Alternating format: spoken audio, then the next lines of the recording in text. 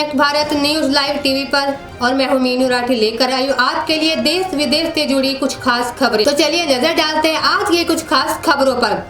क्या अमेरिका ने शेख हसीना की सरकार गिराई? तो आइए जानते हैं क्या बोले बांग्लादेश के पूर्व प्रधानमंत्री। बांग्लादेश के पूर्व प्रधानमंत्री शेख हसीना ने अमेरिका पर उनकी सरकार गिराने की साजिश रचने का आरोप लगाया था।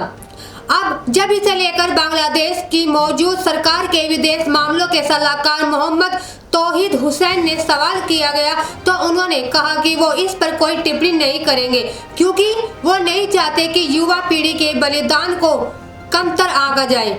मोहम्मद तौहीद हुसैन ने कहा है कि छात्रों और अन्य युवाओं को एक निरंकुश शासन को लोकतांत्रिक और समावेशी शासन में बदलने के लिए अपने प्राणों का बलिदान दिया है। युवा पीढ़ी के बलिदान के चलते ही सरकार बदली और शेख हसीना को इस्तीफा देकर देश छोड़कर भागना पड़ा। ये अचानक हुआ आंदोलन था जो सरकार के सत्ता से बेदखल होने पर ही खत्म हुआ।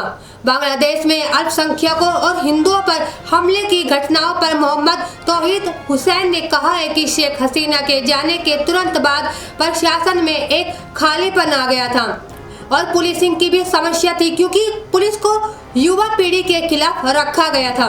इसलिए जब शेख हसीना चली गई है तो उस समय तनाव और भावनाओं का ज्वार बहुत अधिक था, जिसके चलते कुछ घटनाएं भी हुई, लेकिन इसे हिंदू विरोधी आंदोलन करना पूरी तरह से गलत है।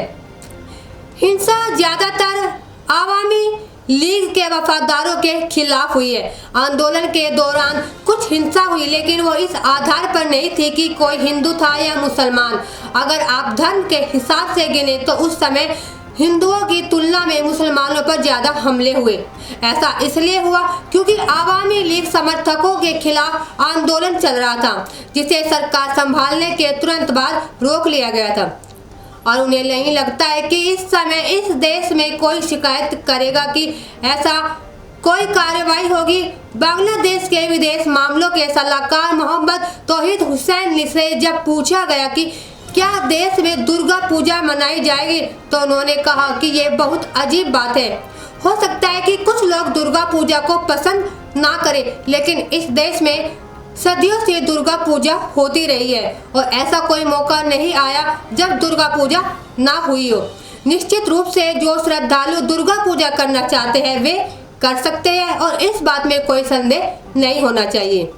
तो आज के लिए बस इतना ही। आगे भी हम आपके लिए लेकर आते रहेंगे देश विदेश से जुड़ी कुछ और खास खबरों के साथ। तब तक बने रहिए हमारे channel connect Bharat news live TV पर। नमस्कार।